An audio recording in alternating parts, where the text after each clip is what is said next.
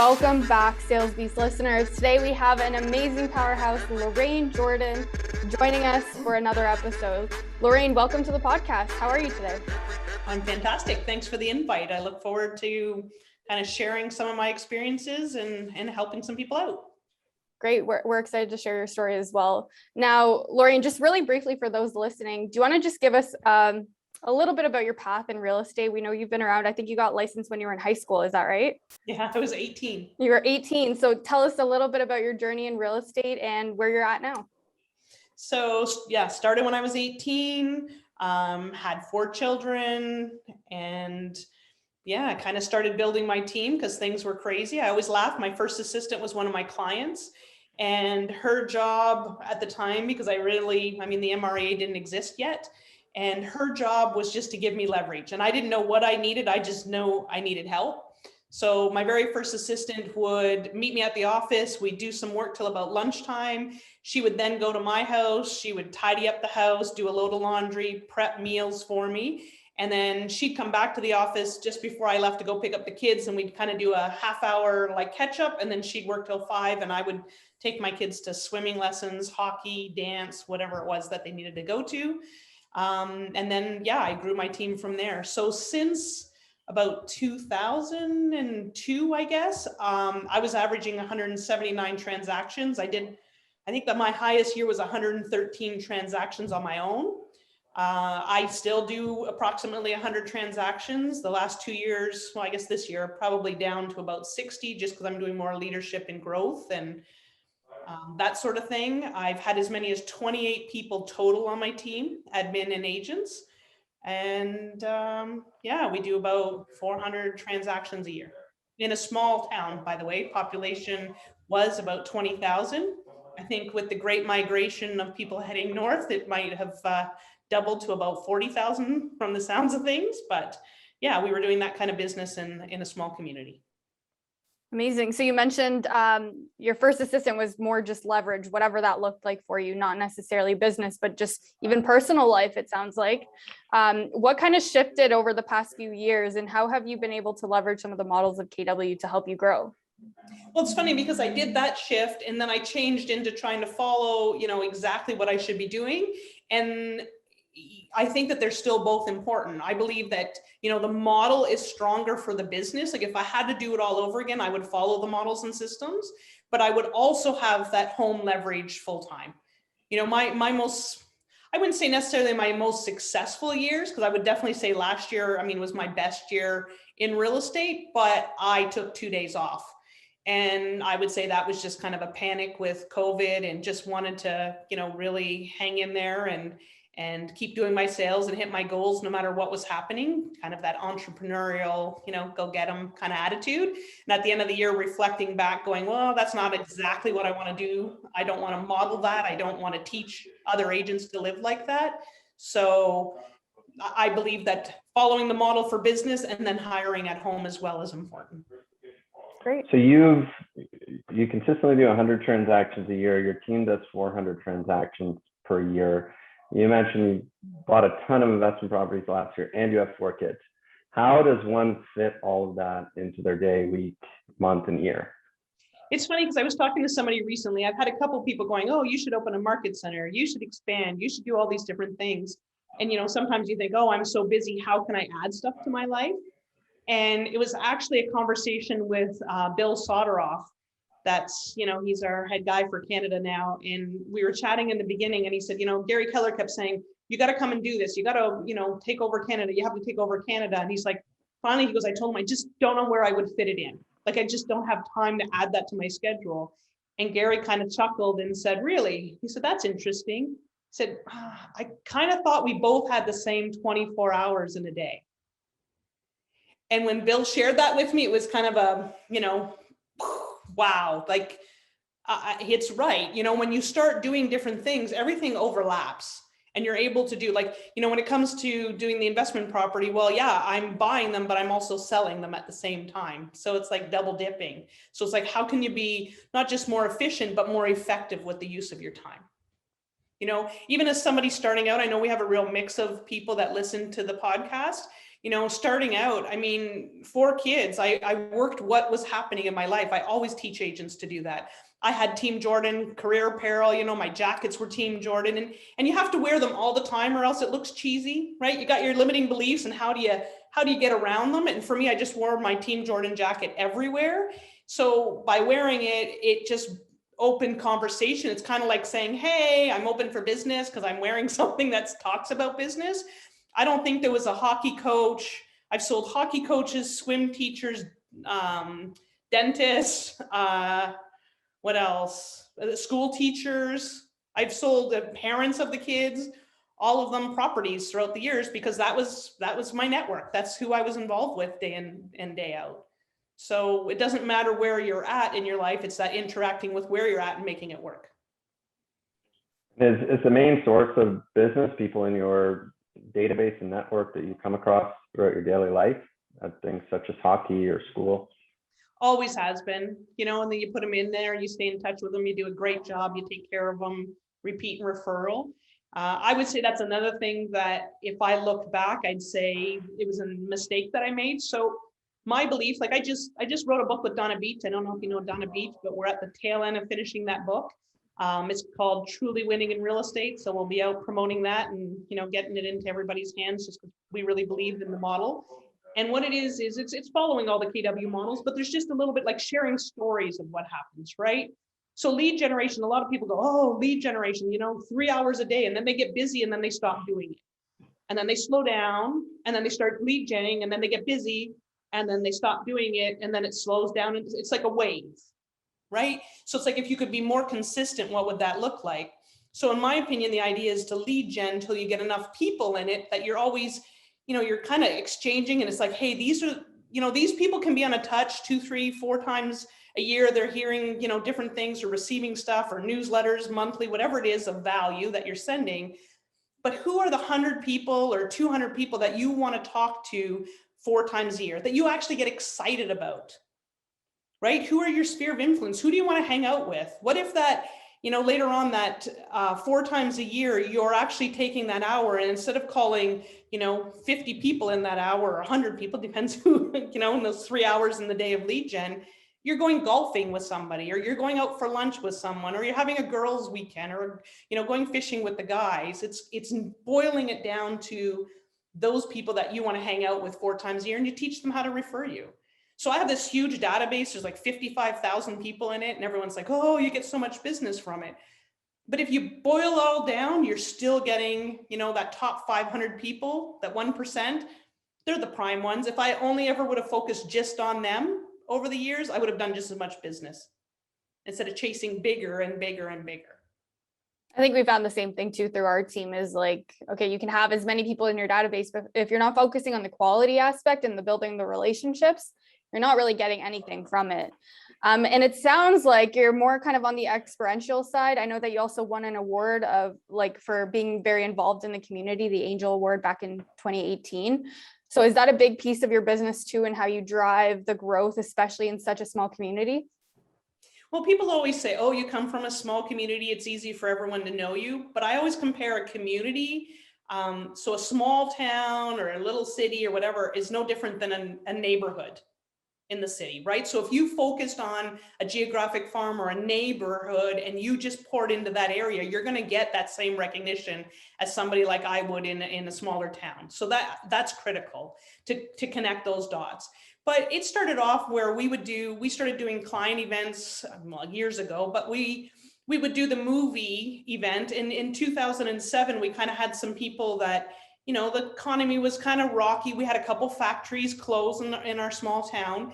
And I had a couple clients come to me at our movie day and, give me a really tight hug and were really emotional and said, this is the only thing we did with our kids this year because we just can't afford anything. And I was just really, kind of surprised to hear that. So at the time we had, the Zeller store had closed. So we had this big open space in a mall. We made a deal with them and we started having just community events in there, like carnival. It cost people like $20 with all their kids to feed them and treats and play games. And I don't know, I mean, I've hired people that, were kids that came to it. I've had people buy and sell from us that were kids that went to those events. just because it was something fun that they remembered in the community. And we do a lot. You can write a check for things, but it's totally different to show up and be there. So we have like a popcorn machine, we have cotton candy, that sort of thing. And then of course, in the business world, just pouring back with models and systems that I've learned mostly through KW, right? This is how we do things, and then teach them that. What would you say you've done different over the years? Because obviously you're the top producing Canadian KW team and one of the top producing KW teams in the world. Obviously, a lot of realtors have great databases, but they haven't achieved the same success as you. So what's made you different? It's funny, but because this one comes up a lot, I would have to say work ethic, right? Like I'll meet people, or I'll have people that come in my life and they'll work with me alongside with me for a little bit. And they'll be like, whoa, like they can't keep up. They burn out easy. I don't know how you do it. You make it look so easy. I don't know. I'm just always on. It doesn't matter where I go. I mean, I can be in a totally different country and I'm selling real estate. I mean, I love what I do. I mean, I've had agents tell me, get into the business, and they're like, oh my gosh, I hate this business. I'm like, how can you hate it? Like, it's the best business in the world. And they're like, oh, every time I go to a friend's house, they want to know what their house is worth. I said, I know, and you didn't even pay for advertising to make that happen. Everybody wants to talk about real estate, and they don't appreciate that, or they don't enjoy that part of it. And I think that's unfortunate. I mean, I think it's great that everywhere you go, people want to talk about what we do for a living, right? And then you get into an investing, and that's a whole other conversation. The game changer. I mean, if you can teach people how to replace their income with a passive income so they don't have to go to work, they can, but they don't have to anymore. I mean, life doesn't get any better than that. Absolutely. And do you find your people on your team come to the business with the same level of passion and work ethic as you do? And is it your expectation? Some do. Like I've had people, like I've recruited a lot of people. I spot talent now. So I'll go up to people and I'll just, like I've had people that I've been after for 5-6 years that finally, I mean, a lot of people know people that are in real estate and they sell 2 or 3 or, the industry average 4 properties a year. So they don't believe, they think that it's like an anomaly. But I mean, I've had people that worked in factories, doing within 3 years, doing 80 transactions a year. My top agent this year is probably going to hit 100. I mean, it took us a lot to get there, and he's only in his 3rd year. I've had people that were Walmart employees, hairdressers, in the hospitality industry, you name it. I just think that sometimes people that come from another industry are more coachable, and I can teach them, more strategies that I've used and just get them into production faster. I think a lot of our listeners that are in that first 3 or so years of their career, or maybe they're not even in the business at this point and they're thinking about getting into it. How do you take someone from 0 to 100 deals in 3 years? A lot of training, models, systems in place. I believe community. When I tell my agents that, oh, you don't know what it was like to be at another company where, sometimes your clients would come in and another agent would go and try to scoop them at the front office. I mean, that never happens. I mean, our company's always been a company that shared. I was at Remax and I was at Royal LePage, and I would come to Keller Williams training because their whole mindset was, come and join us for training because we're just going to make the industry better. And that benefits all of us. And I thought, wow, you guys are crazy. You're like giving away all your trade secrets. But then I, got on the bus and just went, this is fantastic. And they're right. Why not train? Why not pour into others? So, bringing on new agents. I mean, I had an agent that came on, he was brand new. He started in February, but actually was in the office every day in March. He had a couple other commitments. And he was right beside me doing deals with me. And that gave me an opportunity to pour into him. And he was learning the paperwork. And like he was 140, 150 that first year, first 12 months in the industry. My top was 84 transactions in 12 months, first year in the industry. Holy crap. Yeah. What does the day-to-day look like for someone that can get in and get into production that quickly? Crazy. So now we've introduced assistants. So when they hit 36 transactions, we give them an assistant to get them to 60. And that's been a game changer for them. Absolute game changer. Is that like a person in-house or a virtual assistant? We've always done in person in-house. Our office has always been, based in the office more. We don't have a lot of agents that, COVID's changed a little bit of that. But before that, we had almost everybody was in the office every single day. I want to go back just a second. You mentioned at this point in your career, and since you've been growing your team, you're able now to spot talent. What are some of the things that you look for when you're looking for talent? And maybe for our listeners, they can understand what talent truly means. Well, first of all, you can't teach care, right? You either care or you don't care. I mean, that's a pretty obvious one. So people that do things kind of, above, like just those little touches, you'll meet them in a restaurant where they're just, they're happy, they're positive. I look for abundance, not scarcity, right? I had 2 agents that started on the same day, same exact training, both very talented people. 6 months later, the one guy was becoming my top agent. And the other guy sold 1 property. We just couldn't get him off the ground. And in the end, I was like, holy cow, what was the difference? And it was an abundance mindset. The guy that did really well, his whole mindset was he didn't get in to try real estate. He got in to crush real estate. And he gave it his all, and he just trusts the process and grew. And I mean, he's an incredible agent.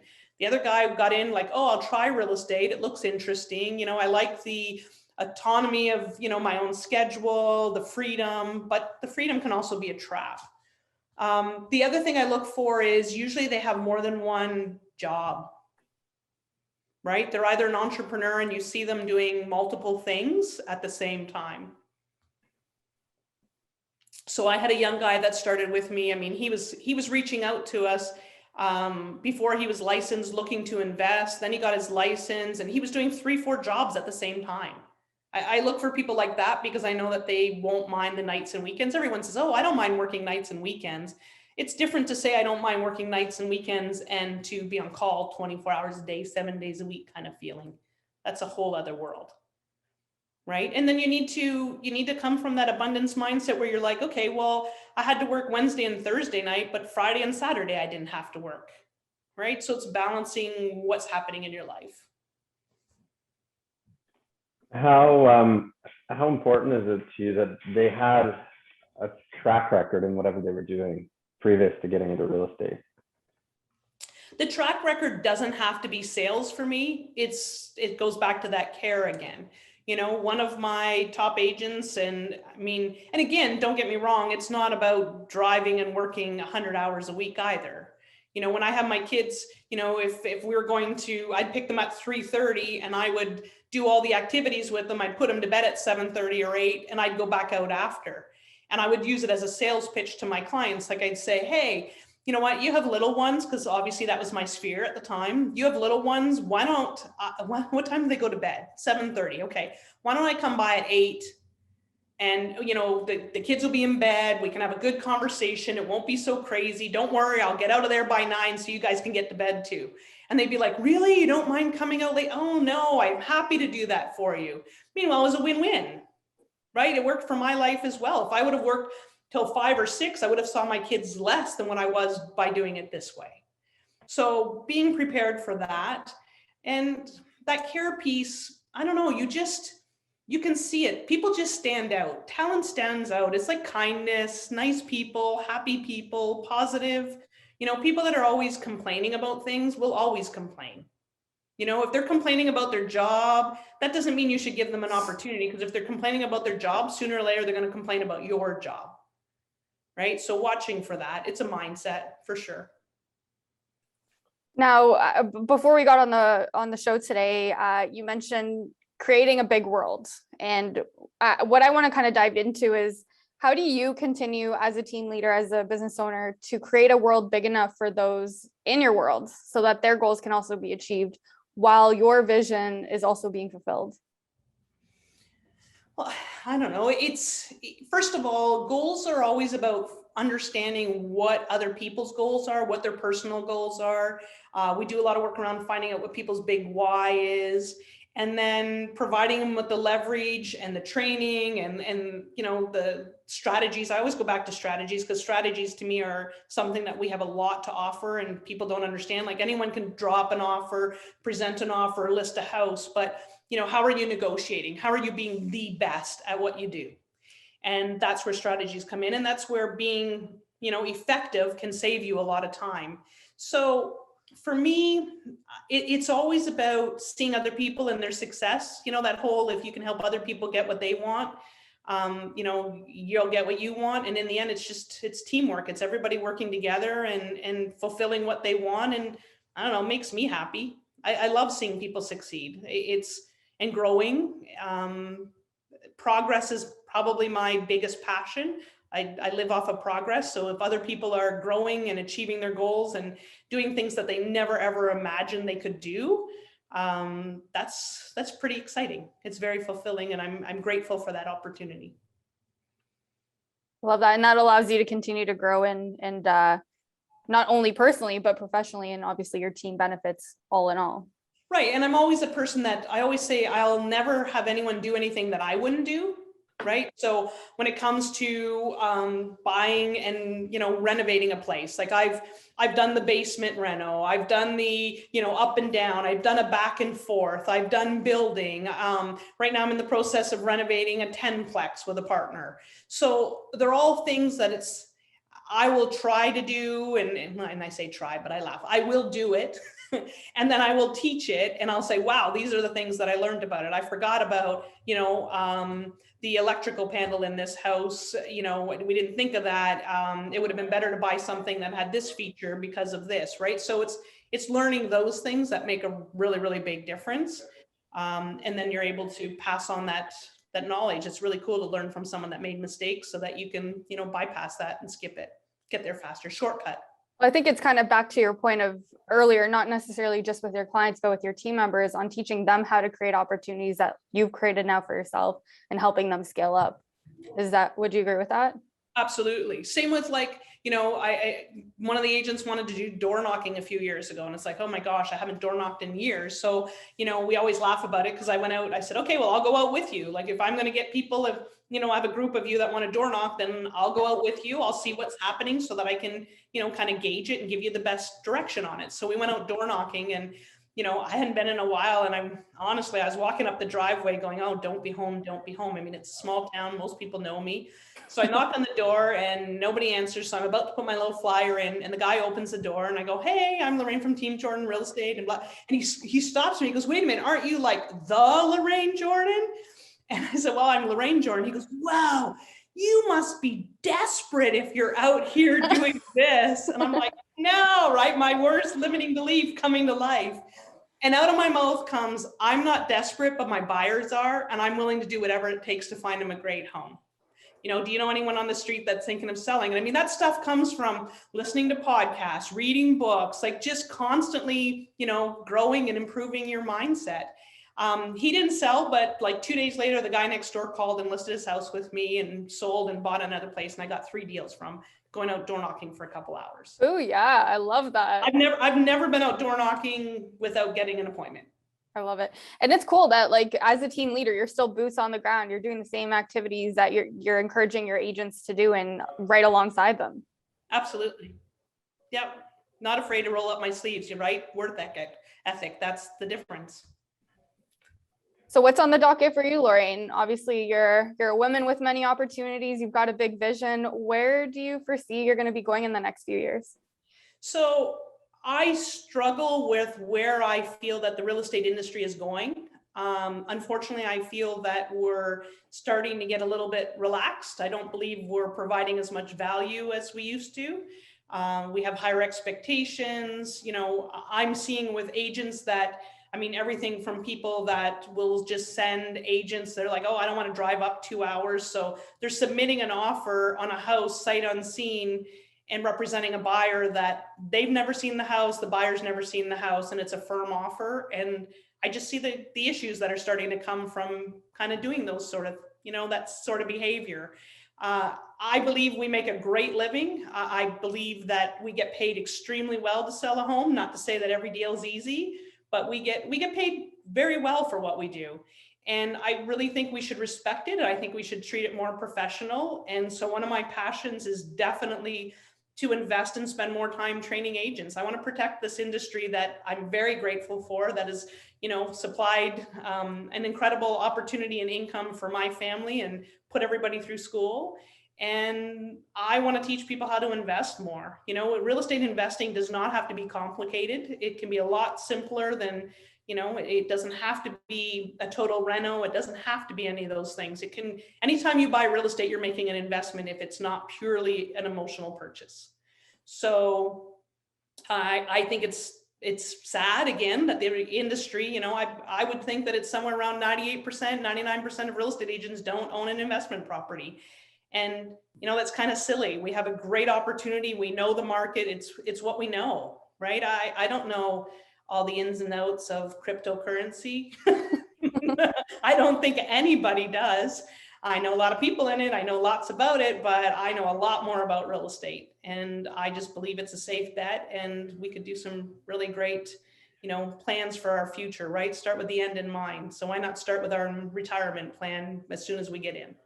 Well, I think that's such a good point. And what we talk about with our agents in-house is like, we have legal insider trading. Like, this is the only industry where you have access to all the information, and you're able to do that for yourself and for those around you. So why wouldn't you take advantage of it? Exactly. I mean, it's legal even, right? It's not like we have access and we're not supposed to. It's right there in front of us. Mm-hmm. And yeah, when you speak to different investors, that's what they talk about. So yeah, teaching people how to do that, especially real estate agents, is definitely, a passion. I think people could get in. When I got into real estate, I was young and I didn't really plan with the end in mind. Like, I still love what I do. I can meet a buyer and work with them, and it's a client's friend or their child, and it's like, wow, this is fun. I haven't, gosh, last time I saw you, you were this big, that whole conversation. And it's exciting. And same with sellers. I still love working with both of them. But what kind of impact could I make? If I'm pouring into somebody who's pouring into someone who's pouring into someone, or I'm pouring into an agent that's now going to teach their client how to invest and they have a plan, I want to do more of that. I believe you could get in and out of real estate in 5 years or 10 years, depends what your monthly goal is. But people get caught up with, I sold houses, I'm working really hard, I got to buy myself a really expensive car, I got to buy myself a really expensive boat, right? And they get into that as a compensation instead of building a bank account that could be used as a down payment and building a portfolio. Because I don't know, I think a portfolio is way more exciting than any sports car. And I've had quite a few sports cars over the years.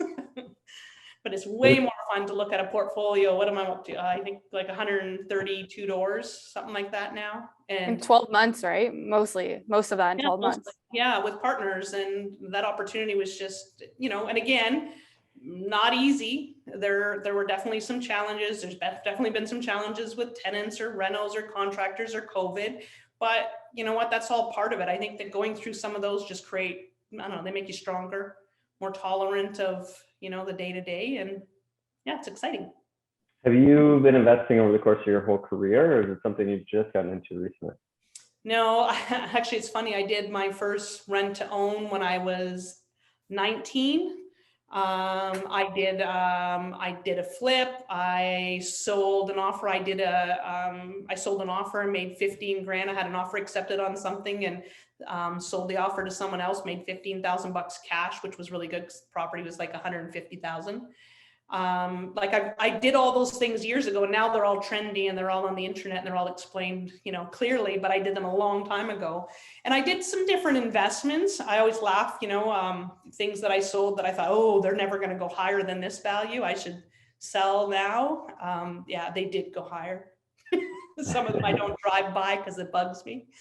But yeah, it's really understanding with clarity, anything is possible. Like, I think of over a 5-year period in the stuff that I accomplished, I mean, I say stuck, people laugh at me. I was stuck at 179 transactions for 7 years. It go to like 184, 181, and it just kept bouncing there. And I was like, holy cow, I can't take this anymore. It's driving me crazy, because progress is my happiness.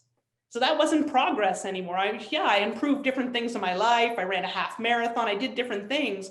But until I focused and said, okay, this is what I want to do, then it started heading more in that direction. What clicked in you this past year that made you wake up and buy more real estate than most people ever will?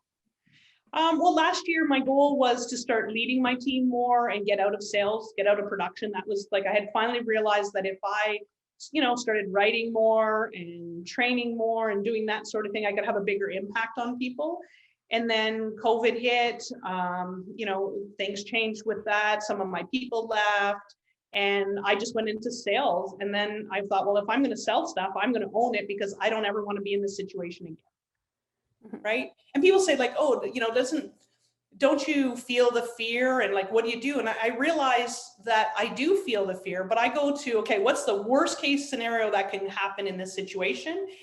And then when COVID first hit, I mean, I had a pile of deals that were closing. I had a lot of stuff on the go and it was kind of scary. I have big bills, I have big commitments. And I went, wait a minute. So worst case scenario, how far will I go? Will I sell my house? Will I liquidate, investments to be able to save my, business? And you go through all of that right to the end. And then I go, okay, well, I don't want to go there. So I just turn around and I head the other direction. And for me, that was just picking up the phone. Like I told my team, just call your sphere, do the care calls. I started May 1st and I did like 8 deals, and May 1st, only like not taking team leads, just calling my sphere. And those were the deals that I wrote that month, just starting off doing it. I'm like, look, guys, like you can do this. But then, like I said, I just kept working. And then in January, I'm like, well, that's not exactly what I want either. It's not just not what I want for myself. It's not the leadership. Like, again, I don't want to lead. I don't want to teach people to do that. My goal is not to make, I didn't grow a team to create a bunch of people that would be slaves and they would work really hard and I'd sit back and make all the money. For me, it's about growth. Like I do this because I love seeing people grow and impacting lives. I love that. Now, Mike, do you have another question? I have a question. I don't want to cut you off. You go ahead. Okay. I wanted to get back to your book. So in being more intentional about writing and leading your team, tell us a little bit about that. I'm really interested and I want to give you some time to plug it and let us know when it's being released so we can make sure we can order it. Oh, it's at the final stage of editing. So we're excited about that. I don't know, hopefully Donna Beach. Donna Beach was team leader for years. She's just a delightful, incredible woman out in Burlington. So some of the things it's like what I wish somebody would have told me when I got into real estate. So today, if I was getting into real estate, what would I want to know and what do I want to hear? So, there's a lot of, it follows the models, but there's stories with it. It's kind of like the models, but with some emotion, right? Here's some legit, here are legit people that implemented it and look what happened to them. Or, these are things that we experienced. I mean, Donna was an incredible recruiter and a team leader before she became a team leader. So as in she built a team before. So she had started that and she was a very successful real estate agent, huge on customer service and relationships with her clients. So it was just basically compiling everything that we wish someone would tell us today, including planning with the end in mind. I also think that I know there's a lot of amazing real estate agents that have been in the industry for years and years and years that do a fantastic job that nobody ever hears about. And, I call them the legends of the industry. And I believe that, with some of them, I'd like to work with them and kind of plan their exit strategy. I've done that with a couple agents over the years. And, it's pretty cool when you see somebody leave the industry because, it's so easy to hang on and do one more deal or one more. I mean, I think that's why some people stay in the industry.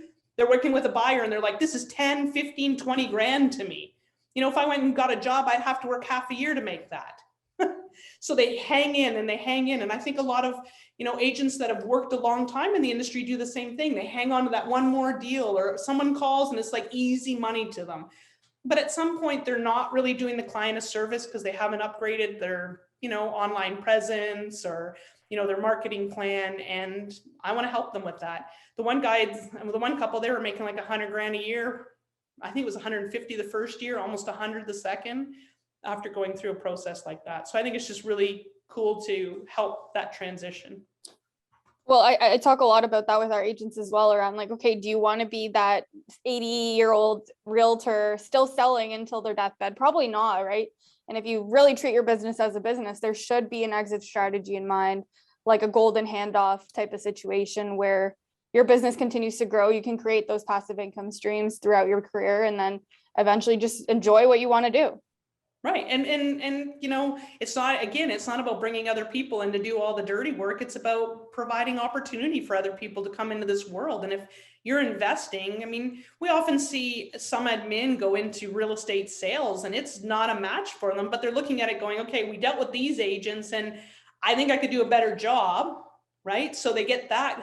And, you know, administratively, 100%, it's that on call and on the moment and the nights and weekends and the schedule that's unpredictable, that's challenging. But a lot of them get in and they are not as successful in it. They're not in the right spot. Right. Our company has such a great program with that KPA assessment. I mean, it tells you not only if you're going to be great in real estate, but if, you know, you're going to be happy doing it. And maybe it's not this role, but it's this one or this one that's a better match for you. So there's tons of opportunities. So I think that with admin, if you're able to provide a show, like a setup where you can do investment properties with them or show them how, like I've helped people get into their first home that worked with me. And, you know, and it sounds crazy, but it's things like, you know, I had one girl that would come in every day with her Tim Hortons. We don't have Starbucks in Midland. We might now with a double population, but she'd come in with like her bagel and cream cheese and her large coffee. And then she'd go out for lunch and, you know, and then she was tired. So she'd order pizza on the way home. And one day I sat her down and I said, did you notice that I bring my lunch to work? Right? I bring my lunch to work for two reasons. One, it's time efficient for me. And two, like for what you paid for your bagel and cream cheese and your coffee, you could eat all week. And I sat down and I showed her how that added up to a down payment on a home. And she bought her first home that way. So it was just, right, again, taking the time and showing them that. And I think that, you know, if you can help your, you know, wonderful support staff to jump in and be part of, you know, investing in stuff, which is a plan of mine, it will definitely be a game changer for everybody. You know, then they can stay in their lane where they're happy and thriving and still have a plan for retirement after. Yeah, you mentioned something earlier, if you really wanted to push it, you could get in and out of this business in 5 to 10 years, which I think is totally true. I'm sure you could retire now if you so chose. Do you have any plans to get out at some point in the future? It's funny, in January, I sat back and I went, okay, if I had this, like, what was my goal for the year? You know, and I really sat down in January and I was going, you know, if I had this much money, would I quit doing what I'm doing? And I went, no. If I had this much money, would I quit doing what I'm doing? And I'm like, no. This much passive income. And I'm like, no. And I thought, okay, well, it's definitely not the money. So what really bugs me? Like, what bothers me and what is something I want to change? And like I said, I really want to validate the industry. I really want to protect it. I want people to step up and be fantastic. Like I know what a great real estate agent looks like, and I want everyone to show up that way.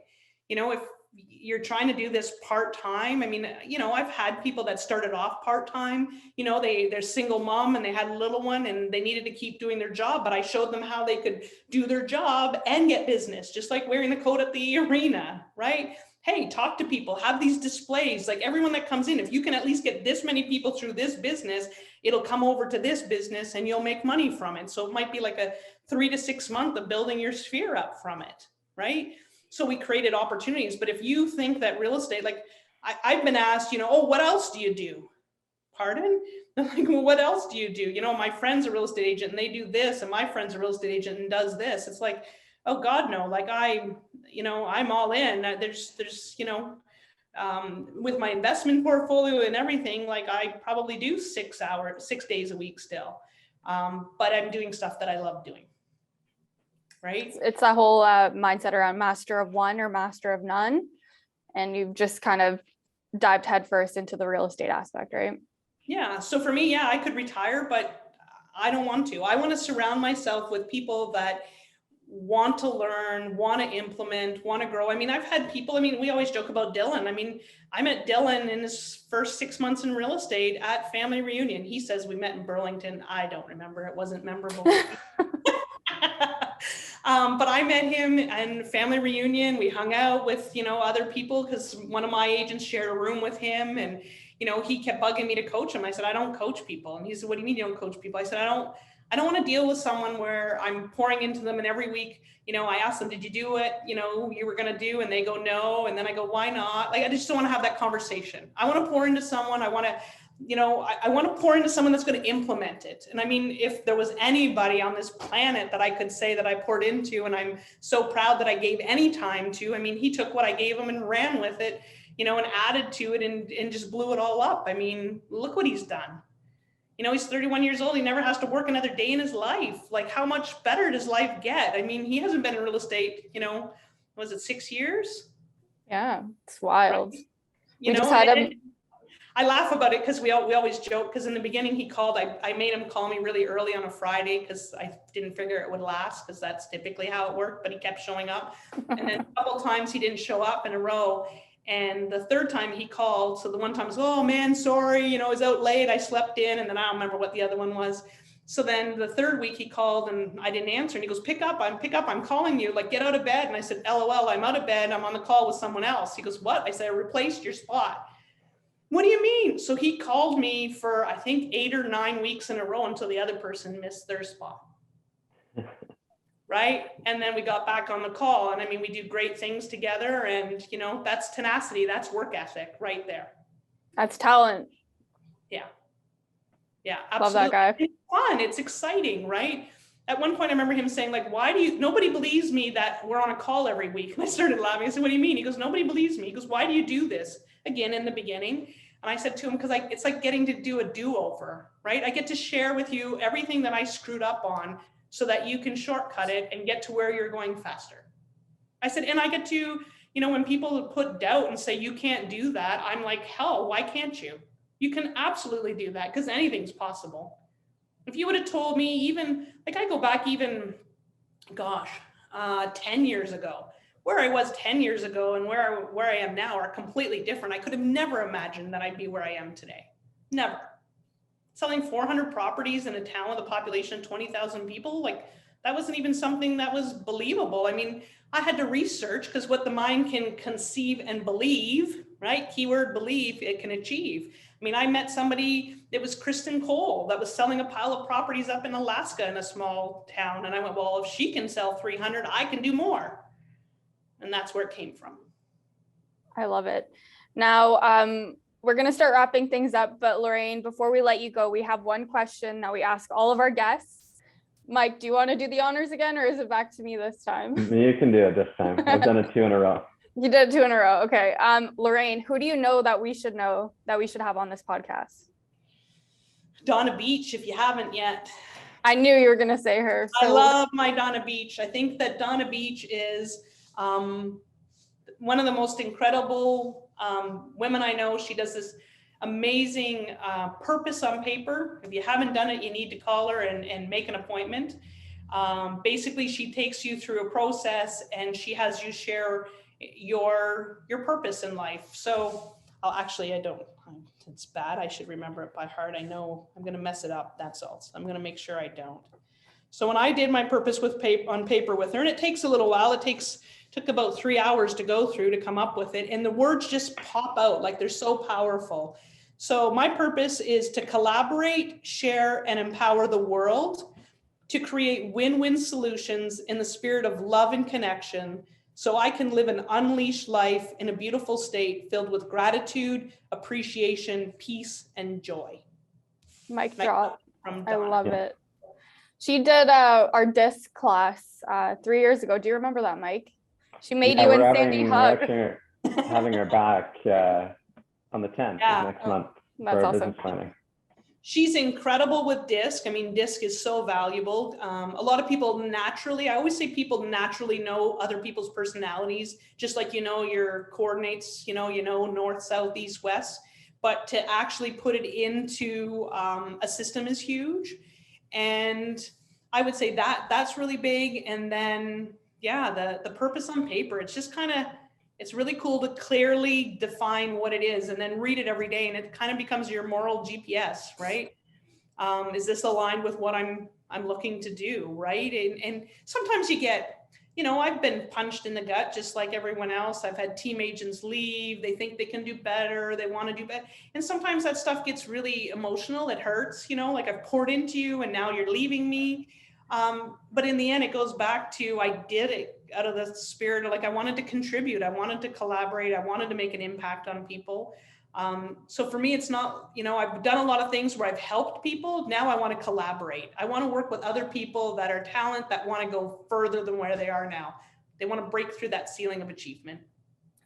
And last question, I promise. But when is the book being released so that we can keep an eye on it? Out this year. Yeah.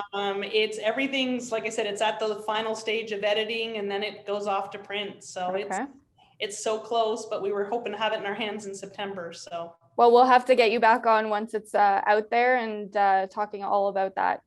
Absolutely. Well, yeah, we'll be sharing some of the, the programs in it and being out there and again, adding value to people and pouring into them. So. I love it. Well, Lorraine, a truly great teacher, mentor, a passionate real estate professional. Thank you so much for being on our podcast today. It was such a pleasure having you. Thanks for having me. Anyone want to reach out, send me an email.